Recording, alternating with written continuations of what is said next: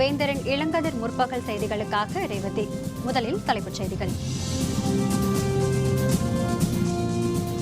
சிறையில் இருந்து சிமி தீவிரவாதிகள் 8 பேர் தப்பியோட்டம். மத்திய பிரதேசத்தில் தேடும் நடவடிக்கை தீவிரம்.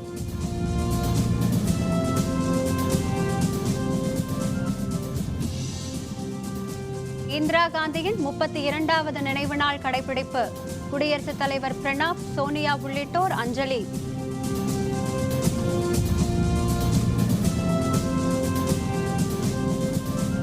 சொந்த ஊரிலிருந்து சென்னைக்கு திரும்பும் மக்கள். நெரிசலை கட்டுப்படுத்த சிறப்பு பேருந்துகள் இயக்கம். தமிழகத்தில் வடகிழக்கு பருவமழை தீவிரமடைகிறது. 2 நாட்களுக்கு மழை நீடிக்கும் என அறிவிப்பு.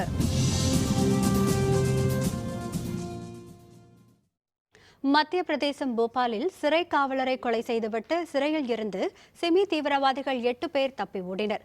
சிமி எனப்படும் இந்திய இஸ்லாமிய மாணவர் அமைப்பு தீவிரவாத செயல்களில் ஈடுபட்டு வந்ததால் இந்த இயக்கத்தின் மீது மத்திய மாநில அரசுகள் தடை விதித்தன. பல்வேறு வழக்குகளில் கைது செய்யப்பட்ட சிமி இயக்கத்தினர் விசாரணை மற்றும் தண்டனை கைதிகளாக நாட்டில் உள்ள பல சிறைகளில் அடைக்கப்பட்டுள்ளனர். இதேபோல் மத்திய பிரதேச மாநிலம் போபால் மத்திய சிறைச்சாலையிலும் சிமி இயக்க தீவிரவாதிகள் அடைக்கப்பட்டுள்ளனர். அங்குள்ள சிமி இயக்க தீவிரவாதிகள் 8 பேர் பணியில் இருந்த சிறை காவலரை எவர் சில்வர் தட்டாலும் கண்ணாடியாலும் தாக்கினர். இதில் பலத்த காயமுற்ற சிறை காவலர் அந்த இடத்திலேயே உயிரிழந்தார். இதனையடுத்து 8 தீவிரவாதிகளும் போர்வையை கயிறாக பயன்படுத்தி சிறையில் இருந்து தப்பி ஓடினர். இதனைத் தொடர்ந்து போபால் நகரம் முழுவதும் உஷார்படுத்தப்பட்டு தேடுதல் நடவடிக்கை முனைப்புடன் மேற்கொள்ளப்பட்டு வருகிறது. 2013ஆம் ஆண்டு மத்திய பிரதேச மாநிலம் கந்த்வா சிறையில் 2 சிறை காவலர்களை தாக்கிவிட்டு சிமி இயக்கத்தை சேர்ந்த 7 தீவிரவாதிகள் தப்பி ஓடியதும் நினைவு கூறத்தக்கது. ये सेंट्रल जेल भोपाल से 8 मुलजिम जो थे, जो सिमी से संबंधित थे, वो जेल की दीवार लांघकर फरार हो गए. उन्होंने ओढ़ने वाली चादर से जो है वो रस्सी की तरह बांधकर उसे दीवार को जो लांघा. सर्च भी चल रही है और हम लोग कोशिश कर रहे हैं, इन्वेस्टिगेशन कर रहे हैं. முன்னாள் பிரதமர் இந்திரா காந்தியின் நினைவு நாளையொட்டி அவருடைய நினைவிடத்தில் குடியரசுத் தலைவர் பிரணாப் முகர்ஜி, காங்கிரஸ் தலைவர் சோனியா காந்தி உள்ளிட்டோர் அஞ்சலி செலுத்தினர். முன்னாள் பிரதமர் இந்திரா காந்தியின் 32வது நினைவு நாள் நாடு முழுவதும் இன்று கடைபிடிக்கப்படுகிறது. இதனையொட்டி தில்லியில் அமைந்துள்ள இந்திரா காந்தியின் நினைவிடமான சக்தி ஸ்தலில் குடியரசுத் தலைவர் பிரணாப் முகர்ஜி, குடியரசு துணைத் தலைவர் ஹமீத் அன்சாரி, காங்கிரஸ் தலைவர் சோனியா காந்தி, துணைத் தலைவர் ராகுல் காந்தி உள்ளிட்டோர் அஞ்சலி செலுத்தினர்.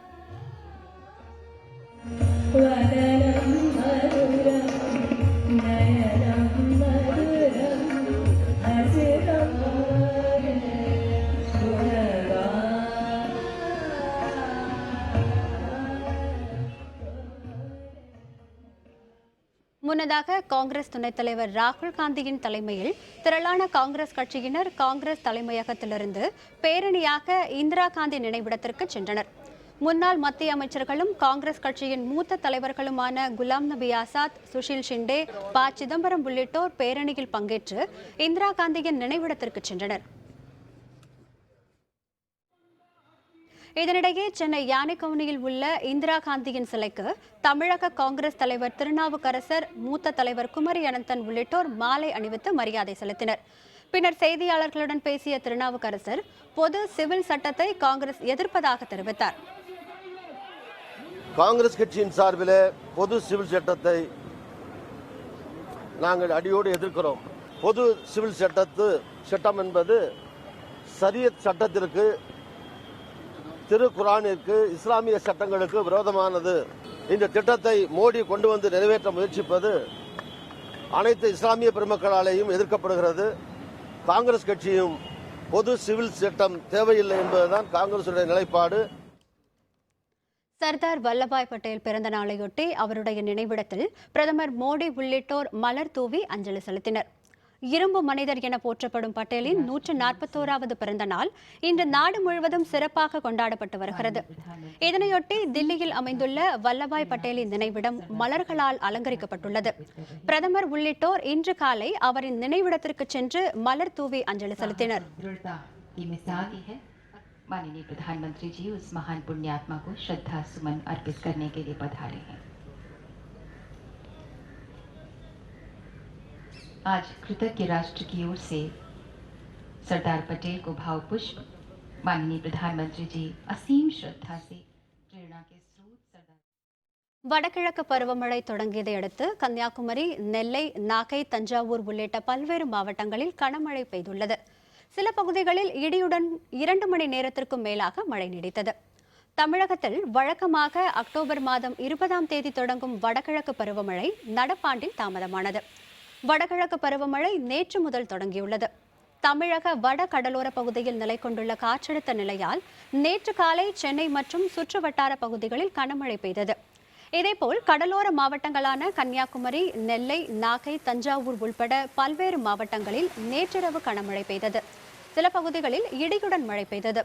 தேனி, புதுக்கோட்டை, கோவை, திருப்பூர் ஆகிய மாவட்டங்களின் பல்வேறு பகுதிகளில் பரவலாக மழை பெய்ததால் விவசாயிகள், மக்கள் மகிழ்ச்சியடைந்துள்ளனர். இதனிடையே தமிழகத்தில் தொடங்கியுள்ள வடகிழக்கு பருவமழை மேலும் 2 நாட்களுக்கு நீடிக்கும் என்று சென்னை வானிலை ஆய்வு மைய இயக்குநர் எஸ். பாலச்சந்திரன் தெரிவித்துள்ளார். அரியலூர் மாவட்டம் முழுவதும் பரவலாக மழை பெய்து வருவதால் மானாவாரி பயிர் சாகுபடியில் ஈடுபட உள்ளதாக விவசாயிகள் தெரிவித்துள்ளனர். இன்று அதிகாலை முதல் அரியலூரில் மட்டுமின்றி மாவட்டம் முழுவதும் பரவலாக பலத்த மழை பெய்தது. 2 மணி நேரத்திற்கும் மேலாக மழை நீடித்ததால் வறண்டு கிடந்த நீர்நிலைகளில் தண்ணீர் தேங்கி வருகிறது. ஜெயங்கொண்டம், திருமானூர் உள்பட பல்வேறு பகுதிகளில் இடியுடன் கனமழை பெய்தது. மானாவாரி சாகுபடிக்கு தேவையான தண்ணீர் கிடைத்துள்ளதால் விதைப்பு வேலைகளை விரைவாக தொடங்க உள்ளதாக கூறிய விவசாயிகள், நீர்நிலைகளை உடனடியாக தூர்வார தமிழக அரசு விரைந்து நடவடிக்கை எடுக்க வேண்டும் என கேட்டுக்கொண்டனர். 20,000 ஏக்கர் சம்பாவும் நடல, குருவையும் நடல. இப்போ மானத்தை பார்த்துக்கிட்டு இருக்கிறாங்க விவசாயிகள். இதற்கு காரணம் கடந்த 25 ஆண்டுகளுக்கு மேல் தூர்வாரப்படாமலும் கரையை பலப்படுத்தாமலும் இருந்ததினால் ஏரியில் அரை மணி நேரத்து மழை நீரை தேக்கின்ற அளவிற்கு கூட ஏரி ஆழமாக இல்லை. குளங்களை பூராவும் தூர்வாரி தர வேண்டும். அதுபோல புதுக்கோட்டை மாவட்டத்தில் நேற்று மாலை முதல் இன்று வரை விடிய விடிய கனமழை பெய்ததால் மக்களும் விவசாயிகளும் மகிழ்ச்சியடைந்தனர். புதுக்கோட்டை மற்றும் சுற்றுவட்டார பகுதிகளில் கடந்த சில நாட்களாக வெப்பத்தின் தாக்கம் அதிகமாக காணப்பட்ட நிலையில் நேற்று காலை முதல் வானம் மேகமூட்டமாக காணப்பட்டது. இந்நிலையில் நேற்று மாலை புதுக்கோட்டை, ஆலங்குடி, அறந்தாங்கி, திருமயம், கந்தர்வக்கோட்டை உள்பட மாவட்டம் முழுவதும் பரவலாக கனமழை பெய்தது. விடிய விடிய இந்த மழை நீடித்ததால் சாலைகளில் தண்ணீர் பெருக்கெடுத்து ஓடியது. வெப்பம் நீங்கி குளுமை வீசியதால் மக்கள் மற்றும் விவசாயிகள் மகிழ்ச்சியடைந்தனர்.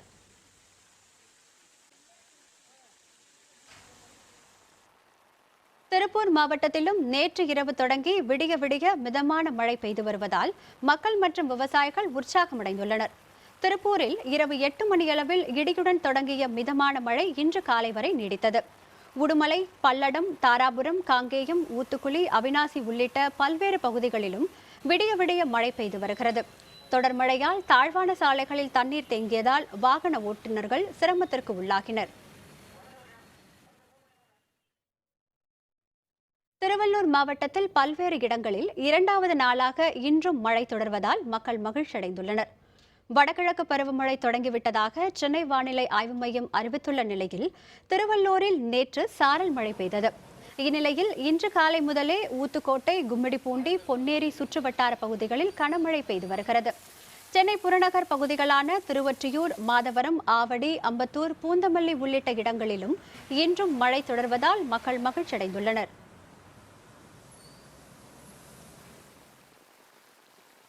நாகப்பட்டினம் மாவட்டத்தில் பெய்து வரும் மழையால் அங்குள்ள விவசாயிகள் மகிழ்ச்சியடைந்துள்ளனர். நாகை மாவட்டத்தில் நாகை நகர் பகுதி மட்டுமல்லாது வேளாங்கண்ணி, மயிலாடுதுறை, பொறையாறு, பூம்புகார் உள்ளிட்ட பகுதிகளில் காலை முதல் கனமழை பெய்து வருகிறது. இதேபோல் திண்டுக்கல் மாவட்டத்தின் பல்வேறு பகுதிகளில் நேற்று நள்ளிரவு முதல் விட்டு மழை பெய்து வருகிறது. கொடைக்கானல், நத்தனம், ஒட்டன்சத்திரம் போன்ற பகுதிகளில் கனமழை பெய்து வருகிறது. திண்டுக்கல் மாவட்டத்தில் நத்தம் பகுதியில் அதிக அளவு மழை பதிவாகியுள்ளது.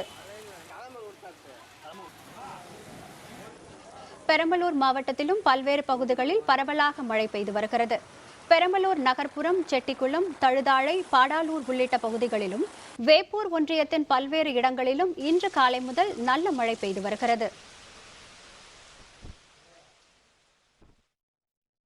தீபாவளிக்காக சொந்த ஊர்களுக்கு சென்ற பல லட்சம் பேர் இன்று அதிகாலை முதல் சென்னைக்கு திரும்பி வர தொடங்கியுள்ளனர்.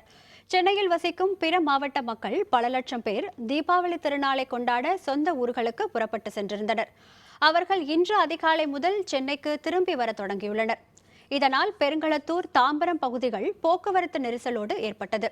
தாம்பரம் மின் ரயில் நிலையம், பேருந்து நிலையங்களில் மக்கள் கூட்டம் நிரம்பி வழிந்தது. நிலைமையை சமாளிக்க சிறப்பு பேருந்துகள் இயக்கப்பட்டதால் மக்கள் அவரவர்களின் இருப்பிடங்களுக்கு எளிதாக திரும்பினர்.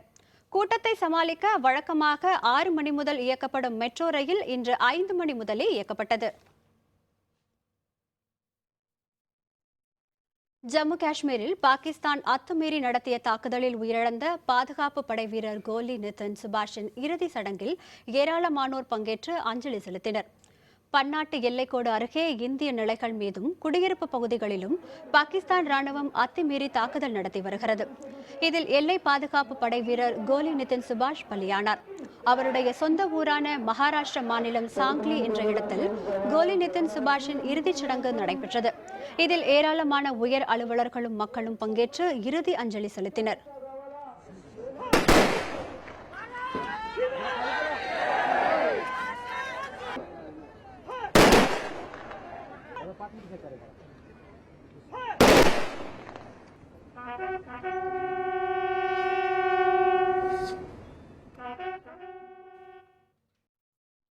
திருச்செந்தூர் கந்த சஷ்டி விழா யாகசாலை பூஜையுடன் தொடங்கியது. விவரம் விளம்பர இடைவேளைக்கு பிறகு.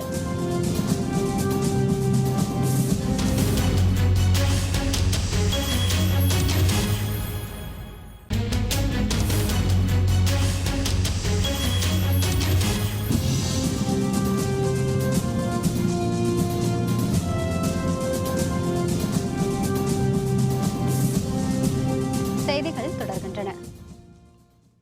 மேட்டூர் அணைக்கு நீர்வரத்து வெகுவாக குறைந்ததால் அணையில் இருந்து பாசனத்திற்கு திறக்கப்படும் நீரின் அளவும் குறைக்கப்பட்டுள்ளது.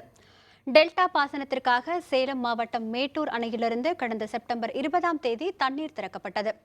உச்சநீதிமன்றத்தின் உத்தரவுப்படி கர்நாடகம் தண்ணீர் திறந்துவிடும் நிலையில் அணையில் இருந்து தொடர்ந்து நீர் வெளியேற்றப்படுகிறது. 12,000 கன அடி நீர் திறக்கப்பட்டு வந்த நிலையில் அணையின் நீர்மட்டம் வேகமாக குறைந்தது. மேலும் நீர்வரத்தும் 111 கன அடியாக குறைந்ததால் அணையின் நீர்மட்டம் தற்போது 45.67 அடியாகவும் அணையின் நீர் இருப்பு 15.19 டிஎம்சியாகவும் உள்ளது. இந்நிலையில் அணைக்கு நீர்வரத்து குறைந்ததாலும் வடகிழக்கு பருவமழை தொடங்கியுள்ளதாலும் அணையில் இருந்து பாசனத்திற்கு திறக்கப்படும் நீரின் அளவு 4,000 கன அடியாக குறைக்கப்பட்டுள்ளது. புதுக்கோட்டையில் ஜவுளிக்கடை ஒன்றில் நேற்றிரவு ஏற்பட்ட தீ விபத்தில் பல லட்சம் ரூபாய் மதிப்பிலான பொருட்கள் எரிந்து சேதமாகின. புதுக்கோட்டையில் ராஜஸ்தானை சேர்ந்த புக்ராஜ் கடந்த 8 ஆண்டுகளாக ஜவுளிக்கடை நடத்தி வருகிறார். தீபாவளி விற்பனை முடிந்த நிலையில் நேற்று சரக்குகளை சரிபார்த்த பின் கடையை பூட்டிவிட்டு அவர் வீட்டுக்கு சென்றார். இரவு 11 மணியளவில் இவரது கடையில் தீப்பற்றியது. அந்த பகுதி முழுவதும் புகை மூட்டம் பரவிய நிலையில் தீயணைப்பு வீரர்கள் வந்து தீயை போராடி அணைத்தனர். அப்போது மழை பெய்ததால் தீ பரவாமல் தவிர்க்கப்பட்டது. இந்த தீ விபத்தில் 3 லட்சம் ரூபாய் ரொக்க பணத்துடன் 50 லட்சம் ரூபாய் வரை பொருட்கள் எரிந்து சேதமடைந்ததாக கூறப்படுகிறது. விபத்து பற்றி கணேஷ் நகர் காவல்துறையினர் விசாரணை மேற்கொண்டுள்ளனர். மின்கசிவின் காரணமாக தீ விபத்து ஏற்பட்டு பெரும் தீ விபத்து. இதில் ஏற்பட்ட சேதம் ஏறக்குறைய 3 லட்சத்துக்கு மேலே வரும். எங்களது பணியாளர்கள் சிறப்பாக சேவை பண்ணி தீயை கட்டுக்குள் கொண்டு வந்தனர். இப்போ ஃபுல்லாக கம்ப்ளீட்டாக தீ அடைச்சிட்டோம். கோயம்புத்தூர் திருமலையாம்பாளையத்தில் உள்ள தோட்டத்திற்குள் அடிக்கடி நுழைந்து பயிர்களை சேதப்படுத்தும் காட்டு யானை கூட்டத்தை வனப்பகுதிக்குள் விரட்டியடிக்க நடவடிக்கை மேற்கொள்ளுமாறு கிராம மக்கள் கேட்டுக் கொண்டுள்ளனர். கோயம்புத்தூர் திருமலையாம்பாளைய பகுதியைச் சேர்ந்த நாகராஜ் என்பவருக்கு சொந்தமான தோட்டத்தில் நேற்று முன்தினம் நுழைந்த 12 காட்டு யானைகள் அங்கிருந்த தக்காளி மற்றும் வாழைகளை சேதப்படுத்தியது. இதையடுத்து வனத்துறையினர் பட்டாசுகளை வெடித்து யானைகளை விரட்டியடித்தனர். இதனிடையே மீண்டும் ஊருக்குள் புகுந்த யானைகள் கோயாஸ் என்பவருக்கு சொந்தமான வாழை தோட்டத்திற்குள் புகுந்து 600க்கும் அதிகமான வாழை மரங்களை சேதப்படுத்தியது. யானைகள் மீண்டும் மீண்டும் ஊருக்குள் புகுந்து விடுவதால் அவற்றை வனப்பகுதிக்குள் விரட்ட நடவடிக்கை மேற்கொள்ள வேண்டும் என கிராம மக்கள் வேண்டுகோள் விடுத்துள்ளனர். கோபிச்செட்டிப்பாளையம் அருகே உள்ள கொடிவேரி அணையில் உள்ள அருவியில் விடுமுறையொட்டி குவிந்த சுற்றுலா பயணிகள் அடிப்படை வசதிகள் இல்லை என புகார் தெரிவித்துள்ளனர். கொடிவேரி தடுப்பணை அருவி போல் அமைக்கப்பட்டுள்ளதால் இங்கு சுற்றுலா பயணிகள் குளித்து மகிழ்வது வழக்கம். தீபாவளி விடுமுறையொட்டி அண்டை மாவட்டங்கள் மற்றும் பல்வேறு மாநிலங்களிலிருந்தும் வந்திருந்த சுற்றுலா பயணிகள் அணையில் நீராடி மகிழ்ந்தனர். இதனிடையே கொடிவேரி அணைக்கு செல்ல கோபிச்செட்டிப்பாளையம் சத்தியமங்கலம் சாலையில் இருந்து 2 கிலோமீட்டர் நடந்து வர வேண்டியுள்ளதாகவும் போதிய வாகன நிறுத்த ஏற்பாடுகள் மேற்கொள்ளப்படவில்லை எனவும் சுற்றுலா பயணிகள் புகார் தெரிவிக்கின்றனர். மேலும் குடிநீர் உள்ளிட்ட அடிப்படை வசதிகளை செய்து தரவும் சுற்றுலா பயணிகள் கேட்டுக் கொண்டுள்ளனர். இங்கே கொடிவேரி அணையில் கொஞ்சம் நல்லா இருக்காண்டாங்க, ஃபால்ஸ் நீரருவி. அதனால் இங்கே சுற்றுலாக்காக இங்கே வந்திருக்கோம். இங்கே பார்த்தீங்கன்னாக்கா லேடிஸ் ஜென்ட்ஸ் எல்லோரும் ஒன்றா குளிக்கிற மாதிரி வச்சுருக்காங்க. கொஞ்சம் தனித்தனியாக அமைச்சு கொடுத்தாங்கன்னா கொஞ்சம் எல்லாருக்கும் யூஸ்ஃபுல்லாக இருக்கும். ரெண்டாவது பார்த்தீங்கன்னாக்கா போலீஸ் கொஞ்சம் காவல்துறை அதிகாரிகள் கொஞ்சம் மக்களை கண்ட்ரோலாக வச்சாங்கன்னா கொஞ்சம் நல்லாயிருக்கும். நல்லா ஃபால்ஸ் மாதிரி நல்லா அருவி, நல்லா தண்ணி நிறைய வருதுங்க. குழந்தைகளை கூட்டிகிட்டு நல்லா என்ஜாய் பண்ணலான்ட்டு தான் வந்திருக்கோம் நாங்கள். எங்களுக்கு இந்த இடம் நல்லா ரொம்ப பிடிச்சிருக்குங்க. இருந்தாலும் என்னென்னா கொஞ்சம் நம்ம குளிச்சுட்டு ட்ரெஸ் எல்லாம் மாற்றுறதுனா கொஞ்சம் ஜென்ஸுக்கும் லேடிஸ்க்கும் தனித்தனியாக பண்ணுற மாதிரி இருந்திருந்தா கொஞ்சம் நல்லா இருந்திருக்கும். காவல்துறையும் கொஞ்சம் கொஞ்சம் கண்காணிச்சாங்கன்னா, ஸ்டெப் எடுத்து கண்காணிச்சாங்கன்னா கொஞ்சம் நல்லா இருக்குங்க. தொடர் விடுமுறையினால குழந்தைகளை கூட்டிகிட்டு வந்திருக்கோம். தீபாவளி அன்னைக்கு என்ஜாய் பண்ணுறதுக்காக வந்திருக்கிறோம். இங்கே ஆண்கள் தனியாக பெண்கள் தனியாக குளிக்கிறதுக்கு வசதி செஞ்சு கொடுக்கணும்னு கேட்டுக்கிறோம். அரசுலேருந்து வசதி செஞ்ச மாதிரி கேட்டுக்கிறோம். அப்புறம் சாலை போக்குவரத்து வசதி சரியா இல்லைங்க, அதை கொஞ்சம் சரி பண்ணி கொடுக்கணும். அரசு கவனம் எடுத்து செஞ்சு கொடுத்தா இன்னும் நல்லா இருக்கும். நீலகிரி மாவட்டம் மேட்டுப்பாளையம் அருகே வனத்துறையினர் முனைப்புடன் பராமரித்து வந்த தாயை பிரிந்த குட்டி ஆண் யானை நேற்று உயிரிழந்தது.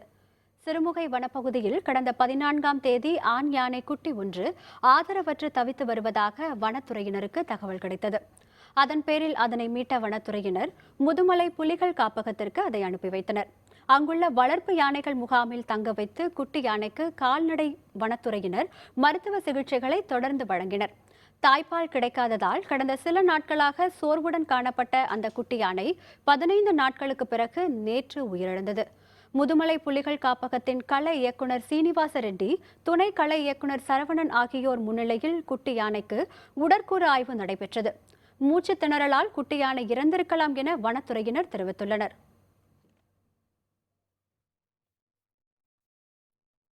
ரயிலில் போதுமான வசதிகள் இல்லாததால் தீபாவளி திருநாள் முடிந்து தென் மாவட்டங்களிலிருந்து ஊர் திரும்ப வேண்டிய பயணிகள் அவதியடைந்தனர்.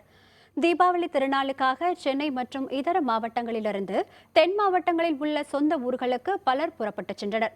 இவர்கள் மீண்டும் தாங்கள் வசிக்கும் ஊர்களுக்கு திரும்ப தொடங்கியுள்ளனர். இதனால் குறிப்பாக நெல்லை மாவட்டத்து ரயில் மற்றும் பேருந்து நிலையங்களில் அதிக கூட்டம் காட்டப்பட்டது. இதில் முன்பதிவு செய்யாத பயணிகள் கடும் சிரமத்திற்கு ஆளாகினர். நெல்லை மற்றும் நெல்லை வழியாக செல்லும் ரயில்களில் முன்பதிவு இல்லாத பெட்டிகளின் எண்ணிக்கை மிகவும் குறைவு என்பதால் பயணிகள் மிகுந்த நெரிசலுக்கு நடுவில் பயணம் செய்தனர். இரவு ரயிலுக்காக பலர் காலை முதல் காத்து கிடந்தது குறிப்பிடத்தக்கது. சென்னையில் ஒர்க் பண்ணிட்டு இருக்கோம். தீபாவளிக்காக இங்கே திருநெல்வேலி வந்தோம். நேட்டிவ் திருநெல்வேலி தான். இங்கேருந்து சிறப்பு ட்ரெயின் விடுறதா சொல்கிறாங்க, ஆனால் விடுறதா இல்லை. லேடிஸ்க்கு ஒரே ஒரு கம்பார்ட்மெண்ட் தான் கொடுத்துட்டாங்க. சீட்டு ரொம்ப கம்மியாக தான் இருக்குது. இன்னைக்கு கொஞ்சம் கூடுதலாக கம்பார்ட்மெண்ட் அலாட் பண்ணால் ரொம்ப நல்லா இருக்கும். பஸ்ஸு கூட மக்கள் யாரும் விரும்புறதில்ல. ட்ரெயினை தான் மக்கள் அதிகமாக விரும்புகிறாங்க. ஆனால் ட்ரெயின் கவர்மெண்ட் எந்த ஆக்ஷனும் எடுக்கிறதில்ல. பஸ்ஸு கூட அங்கங்கே வர்றாங்க, ஆள் வந்த உடனே எடுத்துகிட்டு போகிறாங்க. காலையில் டைம் சரியாக கொண்டு போய் சேர்க்கறதில்ல. நாங்கள் மக்கள் எல்லாமே ட்ரெயினாக நம்பியிருக்கோம். ஆனால் ட்ரெயின் எங்களுக்கு சரியாக ஸ்பெஷல் ட்ரெயின் எதுவுமே விடுறதில்ல. இருக்கிற ட்ரெயின்லையும் க்ரௌட் அதிகமாக இருக்குது. அதுக்கு எந்த ஆக்ஷனும் எடுக்கல.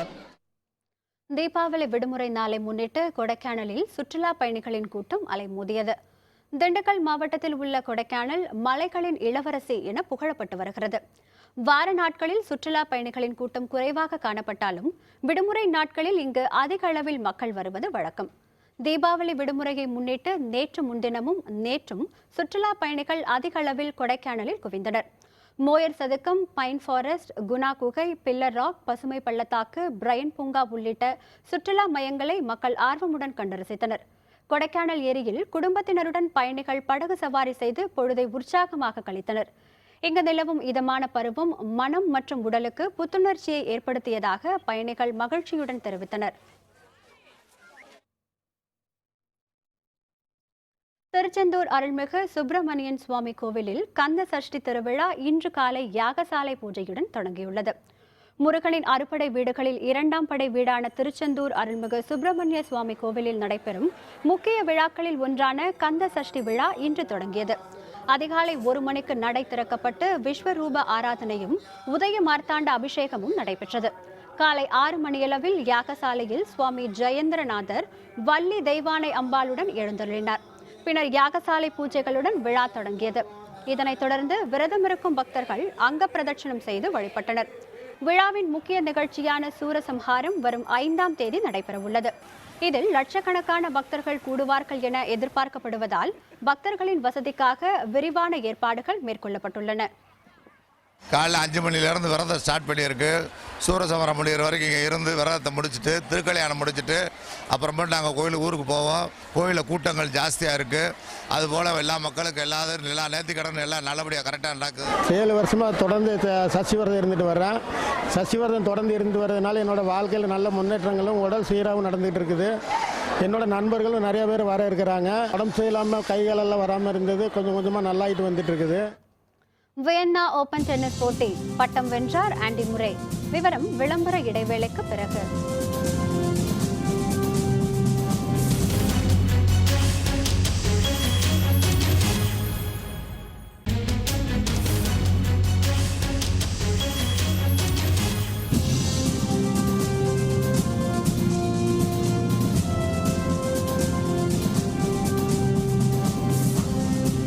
செய்திகள் தொடர்கின்றன. இனி அயலக செய்திகள்.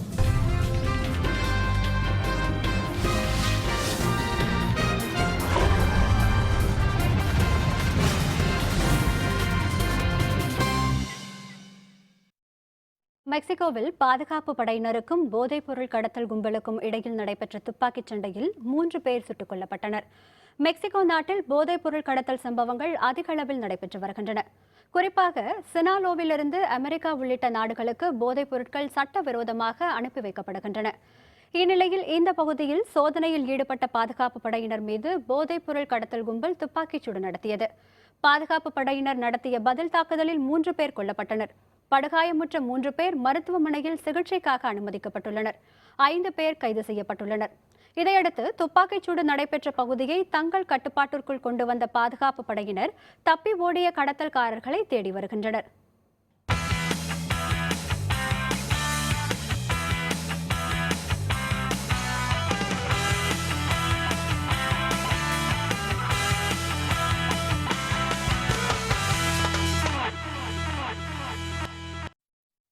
வியன்னா ஓபன் டென்னிஸ் தொடரில் பிரிட்டன் வீரர் Andy Murray France Jo Wilfried சோங்காவை வீழ்த்தி சாம்பியன் பட்டத்தை கைப்பற்றினார். ஆஸ்திரிய தலைநகர் வியன்னாவில் உலகின் முன்னணி வீரர்கள் பங்கேற்ற வியன்னா ஓபன் டென்னிஸ் போட்டி நடந்து வந்தது. நேற்று நடந்த இறுதிப் போட்டியில் பிரிட்டன் வீரர் ஆண்டி முரே பிரான்ஸ் நாட்டு வீரர் ஜோ வில்பர்ட் சோங்காவை எதிர்கொண்டார். அதில் 6-3, 7-6 என சோங்காவை வீழ்த்தி முரே சாம்பியன் பட்டத்தை கைப்பற்றினார். அடுத்தடுத்து கிடைக்கும் வெற்றிகளின் மூலம் உலகின் முதல் நிலை வீரரான செர்பியாவின் நோவக் ஜோகோவிச்சின் இடத்தை முரே விரைவில் கைப்பற்றுவார் என எதிர்பார்க்கப்படுகிறது.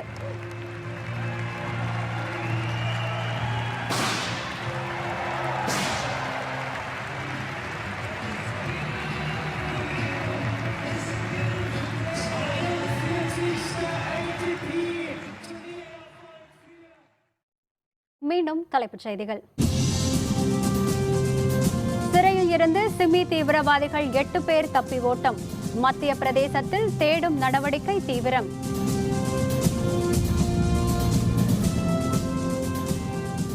இந்திரா காந்தியின் 32வது நினைவு நாள் கடைபிடிப்பு. குடியரசுத் தலைவர் பிரணாப், சோனியா உள்ளிட்டோர் அஞ்சலி.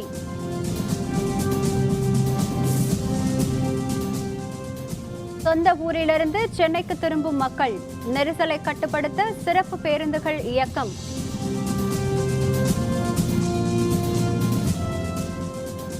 தமிழகத்தில் வடகிழக்கு பருவமழை தீவிரமடைகிறது. 2 நாட்களுக்கு மழை நீடிக்கும் என அறிவிப்பு.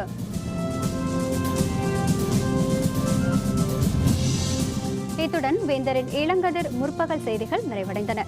மீண்டும் பகல் 1:30 மணிக்கு வேந்தரின் உச்சிவேளை பகல் செய்திகளில் சந்திப்போம். வணக்கம்.